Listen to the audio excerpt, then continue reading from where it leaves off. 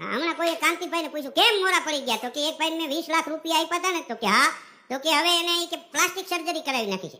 હા, તો હું એને ઓળખતો નથી ને ઈ આવતો નથી. એક બેને તો ડોક્ટરને ફોન કરેલો કે હવે મારા બાબાને દાંત આવી ગયા છે, હવે ગાંઠિયાના ટુકડા ખવડાવું કે હજી રસ જ પાવ. હવે ગાંઠિયા ચા બનાવતો હોય ત્યાં જ પલાળી ગાંઠિયા દેતા, આમાં બાબા હારું રસ કાઢી ગયો લોકડા. એક શેઠે તો એના બે માણસો કામ કરતા હતા, મયુર ને મોહન. તો મયુરને કીધું કે મયુર તું મોહન હારે કામે આવો છો, તો મોહન કેટલું બધું કામ કરે છે તારે હાવ આમ. તો મયુર કે હું એને સમજાવું છું કે આટલું બધું તૂટી ન મરાય, પણ માનતો જ નથી.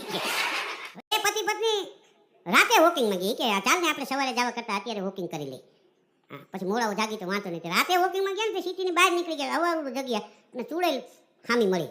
હા, ખળખળાટ દાંત કાઢ્યા. તો ધ્રુજી ગયા કે ધ્રુજોમાં તમારા પતિ પત્નીનો પ્રેમ જોઈ અને મને આજ પોરાના ફલા છૂટ્યા છે, બેયને એક એક વસ્તુ આપવી છે, માગો.